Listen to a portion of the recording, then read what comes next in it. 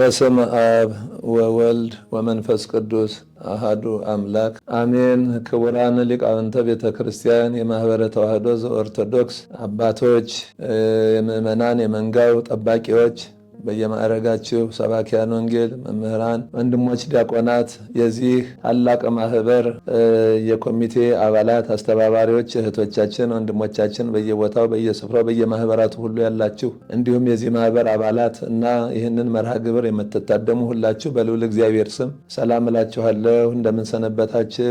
እንደምን እዚህ ሰዓት ደረሳችሁ? እግዚአብሔር አምላካችን ለዚህ ለሰባተኛው የአብይ ጾም ሳምንት እንኳን አደረሳችሁ፣ እንኳን አብሮ አደረሰን። ግን እንደሚታወቀው ይሄ ሳምንት ኒቆዲሞስ በመባል ይታወቃል። በአንድ ታላቅ መምህር ስም የተሰየመ ነው። ከአይሁድ ከፈሪሳውያን ወገን የሆነ እንግዲህ በዮሐንስ ወንጌል ምዕራፍ 3 ከቁጥር 1 ጀምረን ስንነጋገር ስናነብ እንደምናገኘው ከፈሪሳውያን ወገን የሆነ የአይሁድ አለቃ ነው የሚለው። የተከበረ ሰው ነበር ማለት ነው በአይሁድ ዘንድ፣ በፈሪሳውያን ዘንድ ከተከበሩት መካከል አንዱ የሆነ ነው እና ይሄ ሰው እነሆ ከአብይ ጾም ሰንበቶች አንዱ ተሰይሞለታል። እንግዲህ ይህንን በተመለከተ ነው ጥቂት የምንነጋገረው፣ ጥቂት ማብራሪያ የምንሰጠው። ከሕይወታችን ጋር እያገናዘብን እናየዋለን ማለት ነው። እግዚአብሔር አምላካችን ምስጢሩን እንዲገልጥልን፣ እንዲያስተምረን፣ እንዲመክረን፣ እንዲገስጸን ቅዱስ ፈቃዱ ይሁንልን። እንግዲህ ይሄ ሰው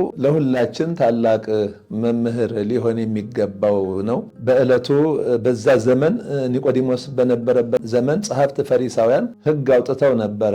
ማንም ሰው የክርስቶስን ጉባኤ እንዳይከታተል ከሱ ጉባኤ እንዳይገኝ ሕግ አውጥተው ነበረ። ሕግ ካወጡት ሰዎች መካከል እንግዲህ አንዱ እሱ ነው። ዳሩ ግን ሕጉን ፊት ለፊት እንዳይጋፈጥ እንዳይቃወም የሚችል ስላልሆነ እሱ ጊዜ ወስኖ ቀን እንግዲህ ሰንሃድሪን የሚባል የአይሁድ ጉባኤ ነበረ።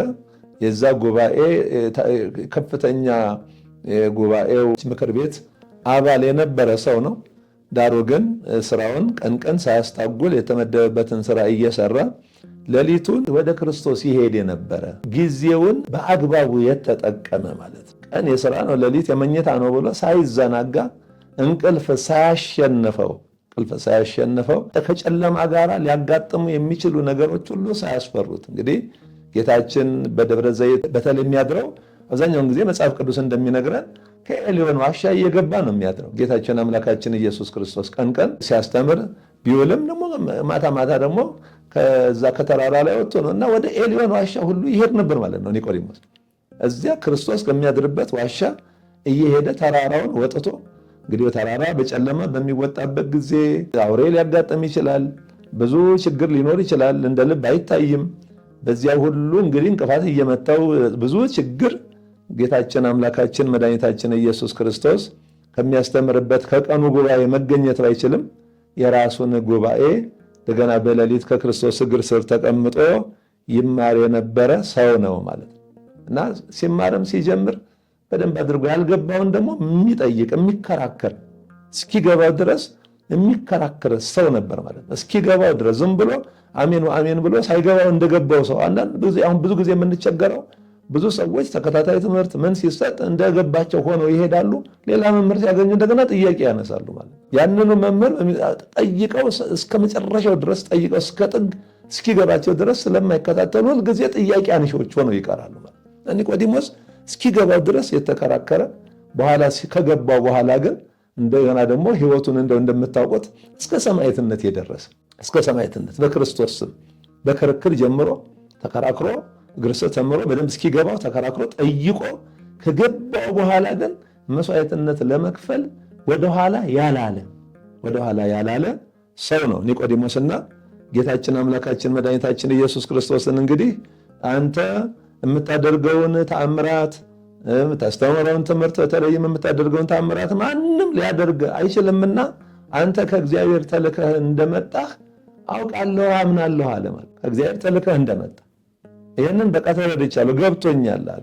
የእግዚአብሔር ልጅ እግዚአብሔር፣ የአምላክ ልጅ አምላክ፣ የጌታ ልጅ ጌታ እንደሆንክ፣ የገዢ ልጅ ገዢ እንደሆንክ ማለት ነው አምናለሁ ብሎ አለ። ጌታችን አምላካችን መድኃኒታችን ኢየሱስ ክርስቶስም እነሆ መለኮታዊ መምህር መሆኔን ከእግዚአብሔር ዘንድ የተገኘው እግዚአብሔር የአብ የባህሪ ልጁ መሆኔን ማወቅ ብቻውን አያጸድቅም።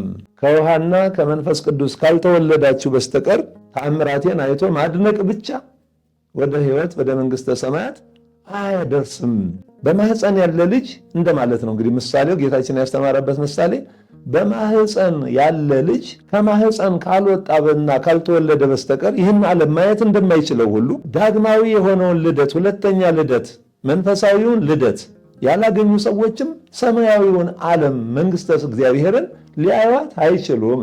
ማንም ከውሃና ከመንፈስ ቅዱስ ካልተወለደ ወደ እግዚአብሔር መንግሥት መግባት አይችልም። ዳግመኛ ካልተወለዳችሁ የእግዚአብሔር መንግሥት ልትወርሱ አትችሉም አለው ማለት ነው። እና ኒቆዲሞስ ይሄ ዳግመኛ ልደት የሚለው ስለረቀቀበት እስኪገባው ድረስ ጠየቀ ማለት ነው። ምንድነው ዳግመኛ ልደት?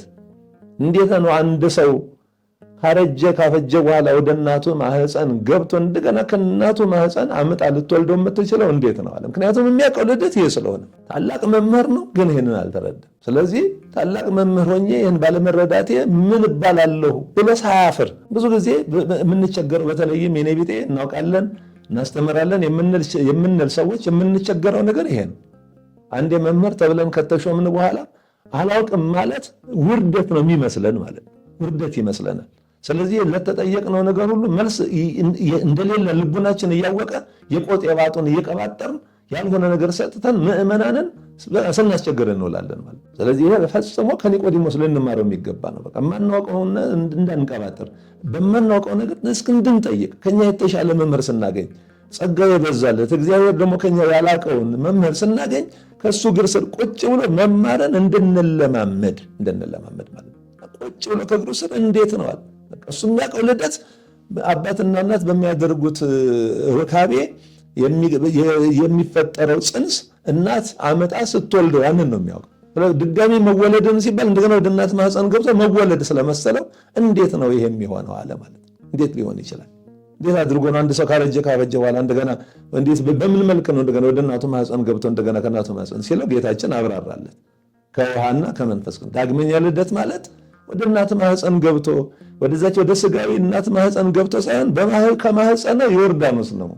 አሁን ከዛ ከእናት ከስጋዊ ማህፀን አይደለም፣ ከስጋዊ ማህፀን ሳይሆን ከመንፈሳዊ ማህፀን ከማህፀነ ዮርዳኖስ ከአብራከ መንፈስ ቅዱስ የምንለው ማለት ነው። ሰው ከውሃና ከመንፈስ ቅዱስ ዳግመኛ ካልተወለደ በስተቀር የእግዚአብሔር መንግሥት ሊያይ አይችልም ማለት ነው። ልክ ከእናት ማህፀን ወጥቶ ይህን ዓለም እንደሚያይ ከዚህኛው ማህፀን ደግሞ ከመንፈሳዊ ማህፀን ደግሞ በመወለድ ነው። ከመንፈስ ቅዱስ አብራክ ከማህፀነ ዮርዳኖስ በመወለድ ነው ደግሞ ሰማያዊው ላይኛው ዓለም የሚታየው። ይሄንን ነገረው ማለት ነው። ስለዚህ ኒቆዲሞስ እንዲረዳው ጌታችን አንተ የእስራኤል መምህር ሆነ ይህን እንዴት አታውቅም? ነፋስ ወደ ነፈሰበት ይነፍሳል፣ ከየት እንደሚመጣ ወዴትም እንደሚሄድ አታውቅም። ስለዚህ መንፈሳዊ ልደትም እንዲሁ ነው። የሚታወቅ ነገር ረቂቅ ነው። በእምነት የምንቀበለው ነው።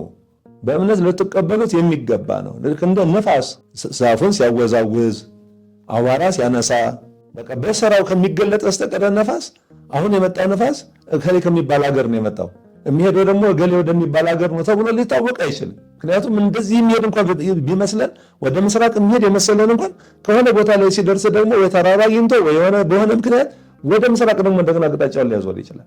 እርግጠኞች አይደለንም። ወደ ምስራቅ እንኳን ሲነፍስ ብናየው መዳረሻው ምስራቅ ነው ብለን በእርግጠኝነት ልንናገር አንችልም። ከፊት ለፊቱ በሚያጋጥመው ነገር አቅጣጫውን ወደ ሰሜንም ወደ ደቡብም ወደ ምዕራብም ወደ ምስራቅም ሊቀይር ስለሚችል ወደ አንዱ አቅጣጫ ይቀይራል። ስለዚህ አድራሻውን አታውቁም ማለት መድኃኔዓለም ክርስቶስ ለጊዜው ለኒቆዲሞስ በኒቆዲሞስ አማካኝነት ለሁላችንም ከየት ተነስቶ እንደመጣ አታውቁም፣ ወዴትም ደግሞ እንደሚሄድ አታውቁም። ከመንፈስ መወለድ መንፈሳዊ ልደትም እንዲሆነው ስራ ሲያሰራ እንደምታውቁት በሙሴ ላይ አድሮ የነበረ የእግዚአብሔር መንፈስ በኢያሱ ላይ አድሮ ስራ ሲያሰራ ሙሴንም ስራ ሲያሰራው በኋላም በኢያሱ ላይ አድሮ ስራ ሲያሰራው እንጂ እንዴት እንደሚሰራ ከየት እንደመጣ አይታወቅም። የእግዚአብሔር መንፈስ በኤልያስ ላይ ስራ ይሰራ የነበረ የእግዚአብሔር መንፈስ ወደ ኤልሳ እንዴት እንዳረፈ ኤልሳንም ደግሞ እንዴት ስራ ሲያሰራው ይታያል እንጂ እንዴት እንደሆነ አይታወቅምና የእግዚአብሔር መንፈስ ከአብራከ መንፈስ ቅዱስ ከማኅፀነ ዮርዳኖስ የሚወለዱትም ልደት እንዲሁ ነው። ከስጋ የተወለደ ስጋ ነው፣ ከመንፈስ የተወለደ ደግሞ መንፈስ ነው ያለው። ከስጋ የተወለደ ስጋዊ ልደት የተወለደ ስጋዊውን ዓለም ያያል። መንፈሳዊ ልደት የተወለደ ደግሞ መንፈሳዊውን ዓለም ያያል። ከስጋ የተወለዱ ሰዎች ስጋውያን ነው የሚሆኑት። ስለዚህ ሁለተኛው ልደት የሚያስፈልገው ከመንፈሳዊ ልደት የሚያስፈልገው መንፈሳዊውን ዓለም ለማየት ነው። ከስጋ የተወለዱ ሰዎች መንፈሳዊውን ዓለም ሊያዩት አይችሉም ነው። በስጋ ልደት ብቻ መንፈሳዊ ዓለም አይታይም። በስጋ ልደት የሚታየው ስጋዊው ዓለም ነው። ምድራዊ በሆነው ልደት የሚታየው ምድራዊው ዓለም ነው።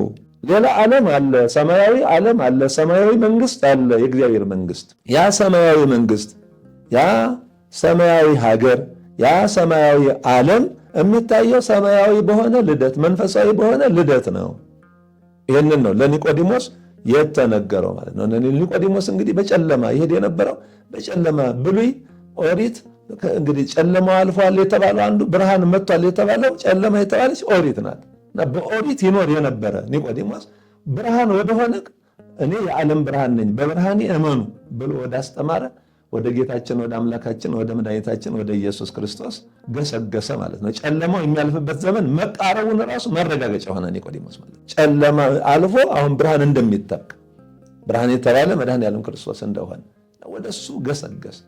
ወደሱ መገስገስ እንደሚገባ በጨለማ ኃጢአት ውስጥ ያሉ ሰዎች፣ በጨለማ አለማመን ውስጥ ያሉ ሰዎች፣ በጨለማ ሕይወት ውስጥ ያሉ ሰዎች ከዚያ ከጨለማ ወጥተው ወደ ብርሃኑ እንዲገሰገሱ ታላቅ መምህር ነው። እንግዲህ ኒቆዲሞስ በዚህ በትርጓሜያችንም እንደተቀመጠው በምሽት ወይም በሌሊት ወደ ጌታችን ወደ ኢየሱስ ክርስቶስ ይሄድ የነበረበት ምክንያት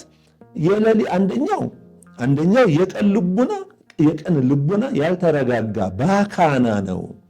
የሌሊት ልቡና ግን የተረጋጋ ክት ነው።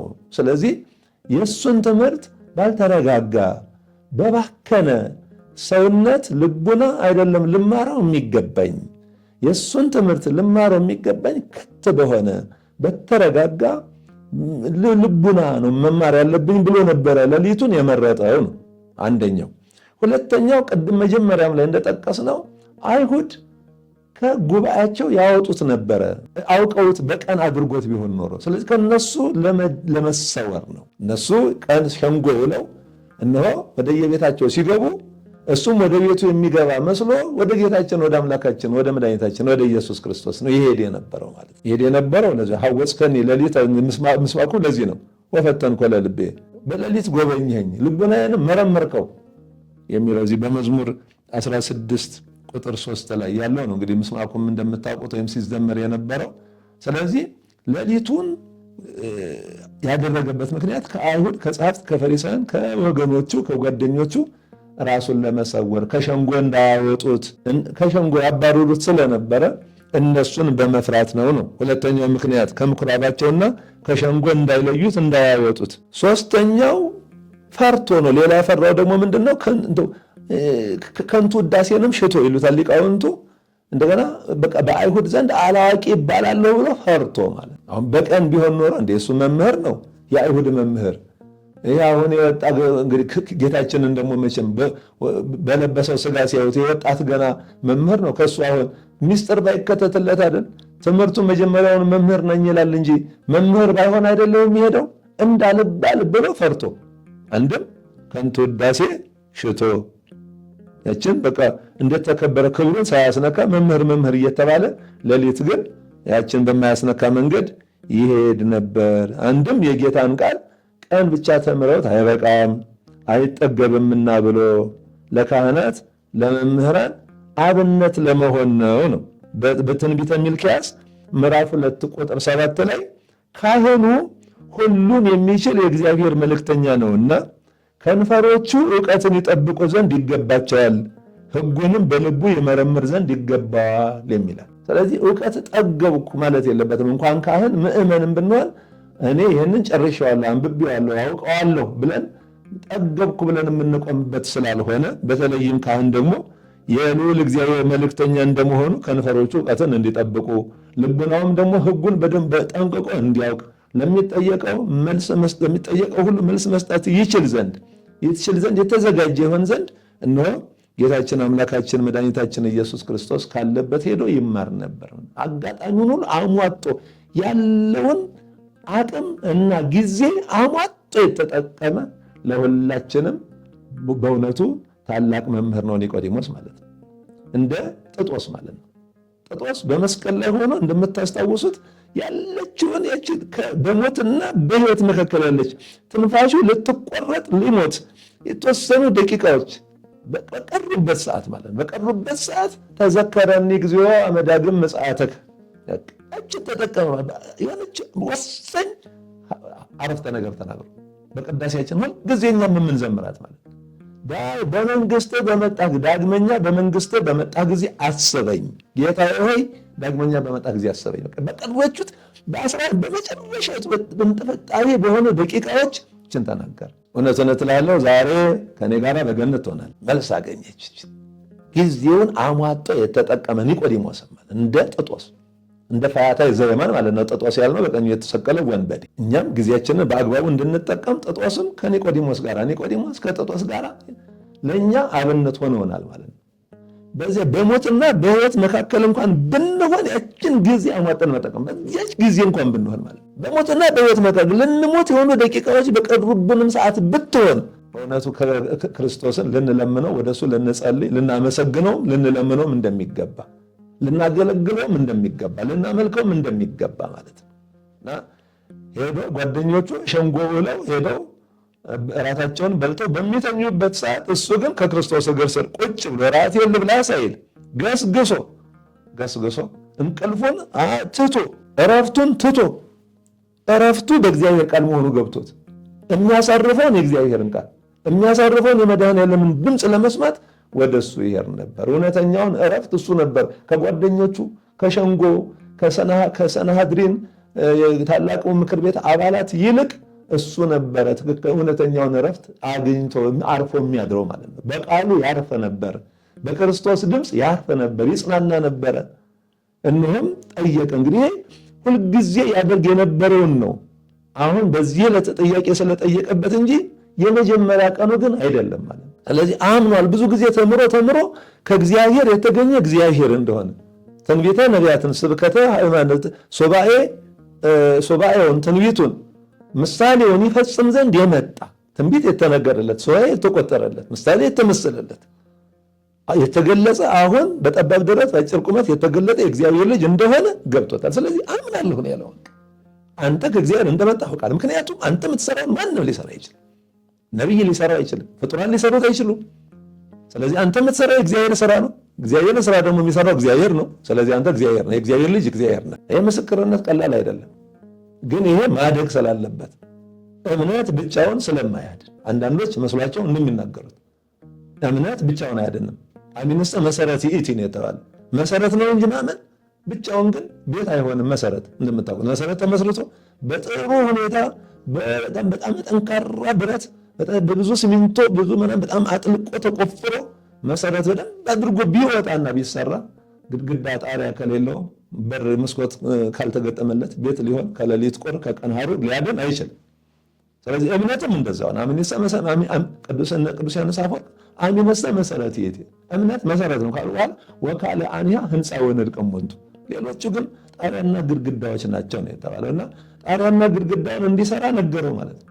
የመጀመሪያ ጣሪያና ግድግዳ ሚስጥራት ናቸው። በሚስጥራት እምነቱ ወደ ሚስጥራት ሊያደግ ይገባዋል።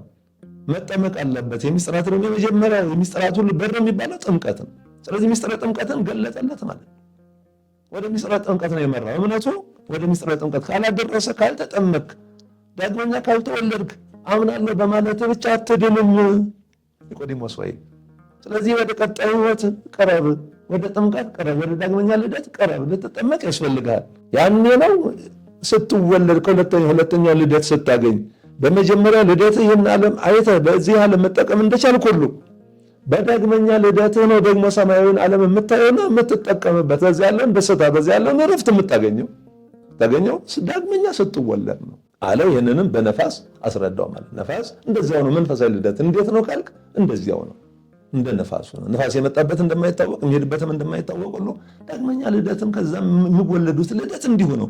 ስራ ሲያሰራ አድሮ ያለው ጸጋ አድሮ ያለው መንፈስ በልጅነት የተገኘው ጸጋ ያ መክሊት እነሆ ስራ ሲያሰራ ከሚታወቅ በስተቀር በዚህ እንዲተወለደ እንዲተወለደ አይታልክ እንደ ነፋስ እንደማይታወቀው ነው ብሎ ያስረዳበት ሚስጥረ ጥምቀቱን አያይዞም ደግሞ ሚስጥረ ስቅለቱን ጭምር ማለት ነው። በጥቅሉ ነገረ ድህነትን ሁለቱን መሰረታዊ የዕዳ ደብዳቤያችን የተቀደደባቸውን ነገሮች ገለጸለት ማለት ነው።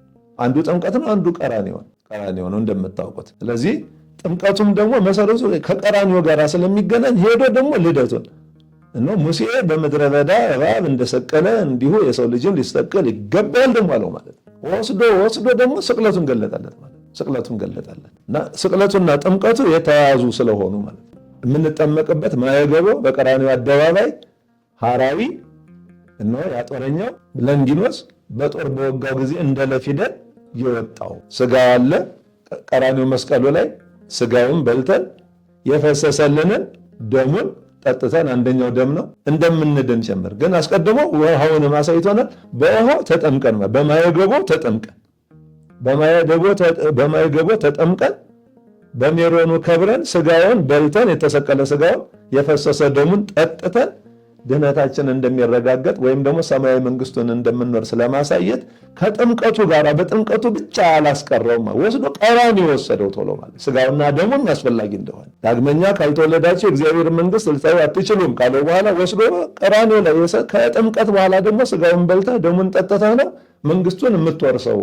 ይሄ ማየገቦ የምትጠመቅበት የሁለተኛ ልደት የምታገኝበት ጥምቀቱም ማኅፀነ ዮርዳኖስ በዕለተ ዓርብ ከጎኔ የሚፈሰው ውሃ ነው፣ የህይወት ውሃ የህይወት ውሃ ማየገቦ ከጎኔ የሚፈስ ውሃ ነው ብሎ አገናኘለት ማለት ነው። የሰው ልጅ ሊሰቀል ይገባዋል።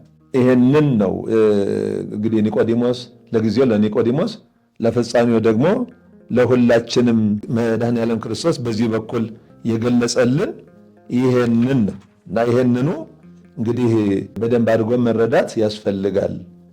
ኒቆዲሞስ ሞት የሚያስከትለውን ልደት ነበር የሚያውቀው። አሁን ግን ሞት የማያስከትለውን አዲሱን ልደት ገለጸለት።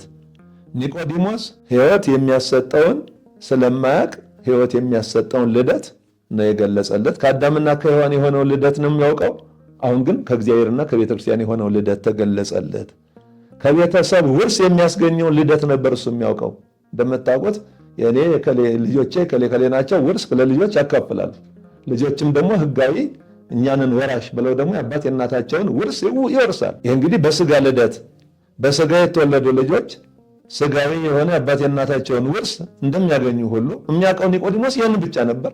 አሁን ግን የእግዚአብሔር መንግስት አያይም ሲለው ሰማይ ሁለተኛውን ልደት ያልተወለዱ ልጆች ያልተወለዱ ሰዎች ከሁለተኛው ልደት የሚገኘውን ጸጋ አይወርሱም። ሰማያዊ መንግስት ከአባታቸው ከእግዚአብሔር ከእናታቸው ከቤተ ክርስቲያን የሚገኘውን ጸጋ አይወርሱም ነው። ያንን ያልተወለዱ የሚወርሱት የተወለዱ ናቸው። ስለዚህ ለኒቆዲሞስ ከቤተሰብ ውርስ ከሚያስገኘው ይልቅ ሰማያዊ መንግስት የሚያስወርሰውን አዲሱን ልደት ነው የገለጸለት። እሱ ያንን እንዲወለድ ያን ወላጆች ያሉትን ልደት ማለት ነው። ማዋትያን እንግዲህ ያኛው ምድራዊ ልደት ምድራውያን አባትና እናት ስለሆኑ ማዋትያን አባትና እናት ናቸው የሚኖሩት። አውራሾቹ ሞተው ነው የሚያወርሱት፣ ወይም ከሞታቸው ፊት ያርሳሉና ይሞታሉ። አሁን አዲሱ ልደት ዳግመኛው ልደት ግን የማይሞት አባት እግዚአብሔር ያለው ማለት ነው። የማይሞት ሕያው የሆነ ዘላለማዊ የሆነ መንግስቱም ዘላለማዊ የሆነች ያንን አዲሱን ልደት ስጋዊ ልደትን ሳይሆን መንፈሳዊውን ምድራዊውን ሳይሆን ሰማያዊውን ልደት ነው የገለጸለት ማለት ነው። እንግዲህ ጥምቀት አዲሱን የትንሣኤ ሕይወት የምንካፈልበት የሕይወት በር ስለሆነ እሱ ለኒቆዲሞስ ተገልጾለታል። ቅድም እንዳልነውም ደግሞ እንግዲህ ከዚያ ከስጋውና ከደሙ ከቀራንዮ ጋራ ተያይዟል ማለት ነው። ይህንን በደንብ አድርጎ መያዝ ያስፈልጋል። እንግዲህ ከኒቆዲሞስ የምንማራቸው የተወሰኑ ነጥቦች እነሱን ብቻ ብዬ በዚሁ ላጠቃል። አንደኛ አትሕቶ ርእስ ምን እንማራለን? እሺ ከዚህ ሰውዬ አትሕቶ ርእስ እሱ የተማረ ነው፣ የአይሁድ አለቃ ነው፣ ግን ራሱ ዝቅ አድርጎ ተማሪ ነው። መምህር ነው፣ ቀን መምህር ነው፣ ሌሊት ደግሞ ተማሪ ነው። በዚህ በፈረንጅኛውም ይባላል እንሰማለን። a teacher is a paid student ይባላል። መምህር የሚከፈለው ተማሪ ነው ይባላል። በዚህ ዓለም ቋንቋ የሚከፈለው ተማሪ። ስለዚህ ኒቆዲሞስ መምህር ነው፣ ግን መምህርነቱ እንቅፋት ሳይሆንበት ዝቅ ብሎ ከመምህረ መምህራን ከአምላከ መምህራን ከጌታችን ከኢየሱስ ክርስቶስ እግር ስር ቁጭ ብሎ ተምሯልና ራሳችንን ዝቅ እንድናደርግ የኔ ቢጤ እናውቃለን ባዮች የሆነ የኔ ቢጤ እኔና እኔን የመሰላችሁ ሁላችንም በአንድነት ራሳችንን ዝቅ አድርገን እንድንማር። የሚማር ሰው ደግሞ ከማንም ይማራል አይደለም፣ ከታወቁ መምህራን ከእግዚአብሔር ይቀርና ከማንም ይማራል። ለዚህ ነው እግዚአብሔር በአንድም በሌላም ያስተምራል፣ ሰው ግን አያስተውልም ያለው ኢዮብ። እግዚአብሔር በአንድም በሌላም ያስተምራል። ጤና የላቸውም፣ መግዶች ናቸው፣ ወፈፊዎች ናቸው ብለን ከምናስባቸው ሰዎች እንኳን የሚገኙ በርካታ ትምህርቶች ይኖራል። ከኛ የተሻሉ ሊሆኑ ይችላሉ ውድ የምንላቸው ሰዎች። ስለዚህ ከሁሉ ነገር መማርን መመሪያችን እንድናደርግ ራሳችንን ለመማር ዝቅ እንድናደርግ። ራሱን ዝቅ ያላደረገ ሰው ግን ከማንም ሊማር አይችልም። ራሱን ኮፍሶ የሆነ ቦታ ላይ ያስቀመጠ ሰው መውረድ የማይችል ሰው ከማንም ሊማር አይችልምና ዝቅ ብለን መማርን ከኒቆዲሞስ እንማራለን ማለት ዝቅ ብለን ከመምህራን እግር ስር እንድንማር ራሱም ነው ያስተማረን። ደግሞ ኒቆዲሞስ ብቻ አይደለም እንደምታውቁት በሉቃስ ወንጌል ምዕራፍ 2 ላይ በ12 ዓመት ዕድሜው ጌታችን አምላካችን መድኃኒታችን ኢየሱስ ክርስቶስ በጠፋበት ጊዜ እመቤታችን ጠፍቷት በፍለጋ 3 ቀን ሙሉ ፈልጋ በቤተ መቅደስ ባገኘችው ጊዜ ያገኘችው በመምህራን እግር ስር ቁጭ ብሎ በመምህራን መካከል ተቀምጦ ሲሰማቸውና ሲጠይቃቸው በመቅደስ አገኙት ነው የሚለው የሉቃስ ወንጌል ምዕራፍ 2 ቁጥር 41። በመምህራን እግር ቁጥር 41 ጀምረን ስናነበው እናገኘዋለን። በመምህራን እግር ስር ቁጭ ብሎ ራሱ ጌታችን ማለት ሲሰማቸውና ሲጠይቃቸው። ኒቆዲሞስ ይህንን የተከተለ እንደ ጌታው እንደ ክርስቶስ ጌታውን ሲሰማ ሲጠይቅ የመጀመሪያ እንትኑን እንኳን ደረጃውን እንኳን አላፋለሰም ኒቆዲሞስ። ጌታችን ሲሰማቸውና ሲጠይቃቸው ነበር መምህራኑ። አሁን ምን አዲስ ነገር የሚያገኝ ኖሮት ነው ከነሱ የሚያገኘው አዲስ ሚስጥር አዲስ ዕውቀት ምን ኖሮት? ለኛ አብነት ለመሆን ነው መምህራንን ብለን ለምንቆፈስ ለኔ ቤቴው እኔን ለመሰል ነው ማለት ነው። ምዕመንም ሆኖ አንዳንዱ የሚቆፈሳሉ ሁሉን ያወቀ የሚመስለው ምናልባት የሚመስለን ሰዎች ካለን ገና እንዳላወቅን ራሳችንን ቆጥረን ብቻ አይደለም ነንምና ማለት ነው። ገና ምንም የማናቅም ነንምና ይህንን አለማወቃችንን አምነን ቁጭ ብለን እንድንማር ሲሰማቸውና ሲጠይቃቸው የመጀመሪያው ደረጃ መስማት ነው። ሰው ከሰማ በኋላ ነው ከዛ በኋላ መጠየቅ። ሁለተኛው ደረጃ ሲጠይቃቸውና ሲሰማቸው አይልም፣ ሲሰማቸውና ሲጠይቃቸው ነው። ኒቆዲሞስም እንደዛ ነው ያደረገው። ሲሰማ ቆየ፣ ሲማር ቆየ። አሁን ያልገባውን ጥያቄ መጠየቅ ጀመረ። ይሄንን ምሳሌ ሆነናል ማለት ነው። እና አባ መቃርስ ከህፃናት ተምረዋል። በመጽሐፈ መነኮሳት ላይ እንደምናገኘው አባ መቃርስ በሚሄድበት ጊዜ እነሆ ህፃናት ያሉትን አንዱ ህፃን ያለውን አልሰማችሁም? እንዲህ ምን አለ? አንድ ወዳጅ ነበረኝ እሱ ይወደኛል እኔ አልወደውም። ደግሞ አንድ ወዳጅ ነበረኝ እሱ አይወደኝም ምን ይወደዋለሁ እኮ። ታዲያ ይሄ ምንድነው? ዝም ብሎ አፉ ያመጣለትን ቀባጠረ እንጂ ምን ቁም ነገር ነው አሉት። እንዴ አንድ ወዳጅ ነበረኝ እሱ ይወደኛል እኔ አልወደውም የተባለ ክርስቶስ ነው። እሱ ስለኔ ሞቶልኛል፣ ያላደረገልኝ ነገር የለም። እኔ ግን አልወደውም ማለት ትእዛዙን አልፈጽምም፣ በህጉ በስርዓቱ አልሄድም ማለት እኮ ነው። ከዚህ በላይ ተግሳጽ አለ ወይ? እኔ ነኝ እኮ ያ ሰው የሚወደኝን አምላኬን የማልወደን ነኝ እኮ አለ። እሺ ደግሞ አሉ አደነቁ። ሲያኛውስ አንድ ወዳጅ ነበረኝ እሱ አይወደኝም እኔ እወደዋለሁ የተባለ ደግሞ ሰይጣን ነው። እሱ አይወደኝም፣ ጥፋቴን፣ ዘላለማዊ ጉስቁልናዬን ነው የሚፈልገው። እኔ እወደዋለሁ እኔ ግን እወደዋለሁ ማለት እኔ ግን እሱን የሚያስደስተውን የጨለማ ስራን ኃጢአትን እሰራለሁ፣ ንስሐም አልገባም፣ በሱ መንገድ እጓዛለሁ ማለት ነው። ያ ሰው እኔ ነኝ። ስለዚህ ከዚህ በላይ እግዚአብሔር እንዴት ይገስጸኝ እንዴት ያስተምረኝ ብሎ ከነዚያ ከህፃናት አባ መቃርስ ይህንን ተምሮ ደቀ መዛሙርቱንም ጭምር አስደንቆ አስተምሯቸዋልና ዝቅ ብሎ እንግዲህ አባ መቃርስ ዝቅ አድርጎ ከህፃናቱ አገኛለሁ የሆነ ነገር ብሎ ራሱ ማሰቡ መጀመሪያ እና ከኒቆዲሞስ የመጀመሪያ የምንማረው የሆነ ሁለተኛው የጎደለውን መለየት መቻል። ምክንያቱም ምሁረ ኦሪት ነው እንጂ ምሁረ ወንጌል አይደለም። ያለውን ሳይሆን ያጣውን ነገር ማለት ምንድነው የጎደለኝ የሚለውን ነገር በደንብ ነው የለየው ማለት ያለው አለ ግን የጎደለው ጉድለት ይሰማው ነበር። ጉድለቱን ለመሙላት ነበረ የሚሄደውና ጎደሎውን ፍለጋ የጎደለበትን ፍለጋ እርካታ ይሰማን። ብሉያትን ያስተምራል፣ ይተረጉማል፣ ይተነትናል፣ ወንበር ዘርግቶ ግን ጉድለት ይሰማልና የጎደለውን ፍለጋ ወደ አምላካችን ወደ ኢየሱስ ክርስቶስ ሄደዋል። እያንዳንዳችን ምንድነው የሚጎለኝ? ምንድነው ያጣሁት? ምን አለኝ? ያለውን ነገር በደንብ መጀመሪያ መፈተሽ፣ ከዚያስ ምን ይጎለኛል የሚለውን እንድናይ ኒቆዲሞስ ያስተምረናል። ሶስተኛው አርቆ ማስተዋል። መጀመሪያ ቢከብደውም ራሱን ከፍ እያደረገ ነው ይሄድ። ከትንሽ ጀምሮ ወደ ላይ መውጣት ማለት መምህር ነኝ ብሎ ባለመኮፈሱ በመጠየቁ ከታች ጀምሮ ነው እንግዲህ አርቆ ነው ያስተዋል። እንዴት ነው እያለ ማለት ከዚያ በኋላ ደግሞ ፍጻሜውን ይወት ደግሞ አራተኛው የምንማረው ለእውነት ምስክር መሆን ማለት ነው። መጀመሪያ ከክርክር ጀመረ። ከዚያ በኋላ ደግሞ ወገኖችን መከራከር ይጀምራል። ደግሞ ምዕራፍ 7 ላይ ደግሞ ብንሄድ ዮሐንስ ወንጌል ወገኖቹን ሁሉ ሲከራከር በሱ ላይ ሲፈርዱ እንደ ሰው ሳይቀርብ አንድ ሰው እንደው ቀርቦ ሳይጠየቅ እንዴት ተከስተሃል ለዚህ ምን መልስ አለ ሳይባል እንደው ዝም ብሎ ይፈረዳል እንዴ ብሎ ደግሞ ወገኖቹን ደግሞ ሲከራከር እናገኛለን። አሁን አደገ ማለት እድገትን እናገኛለን። እያደገ ሲሄድ ማለት አንተ ደግሞ ብለው እሱን ገሰጹት ማለት ነው። መጨረሻ ደግሞ ያው ከዮሴፍ ከአርማትያሱ ዮሴፍ ጋር የጌታችንን ስጋ ገንዞ እስከ መቅበር ደረሰ ማለት እድገቱ ከመከራከር ምስክር እስከ መሆን እስከ መመስከር ጌታችንን ስጋ ከገነዙት አንዱ ከሁለቱ እንግዲህ ዮሴፍ ኒቆዲሞስ ነው የምንለው ይታወቃል።